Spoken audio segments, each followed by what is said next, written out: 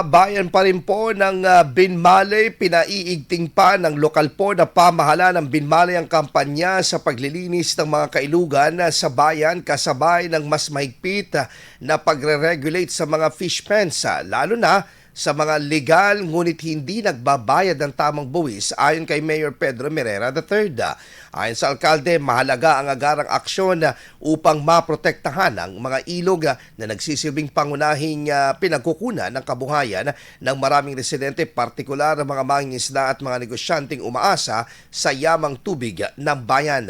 Kung titignan natin yan, nakakaroon ng siltation yan. One way na nagbibigay ng siltation sa ating kailugan. Not only doon sa mismong pinapakain, kung titignan din rin, saan nagagaling? Nakatabunan na ng ating kailugan. No? Hindi lang ito parte ng Binmalay. And of course, kung titignan nyo, no, kung pag-aaralan natin ang siltation, dapat unahin mo nilang kabundukan. Kasi dyan nagagaling lahat.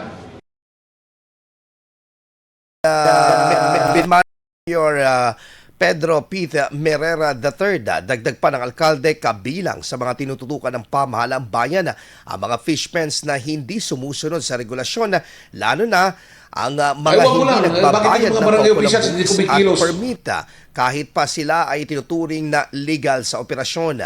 Nanawagan din si Mayor Merera sa mga barangay officials na makipagtulungan at maging aktibong katuwang ng munisipyo sa pagpapatupad ng mga ordinansa at sa pagsasagawa ng aksyon sa kailugan upang maiwasan ang tuluyang pagkasira ng kapaligiran.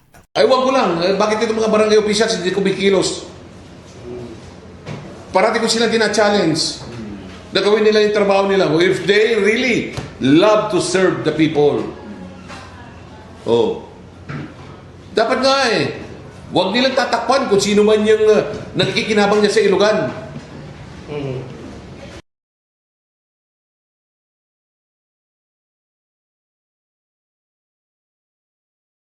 Ilana basta't ang mga ito ay tama, makatarungan at naaayon sa batas.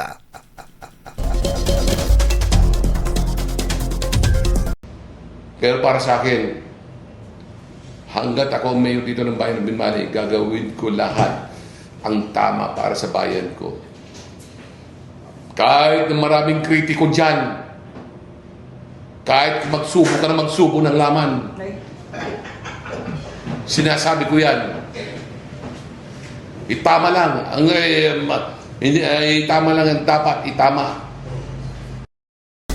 Patuloy namang hinikayat ng lokal na pamahalaan ng publiko na makiisa sa mga programang pangkalikasan upang mapanatili ang kalinisan at sigla ng mga ilog na mahalagang yaman ng bayan ng Binmalay. IFM News. IFM News. IFM News.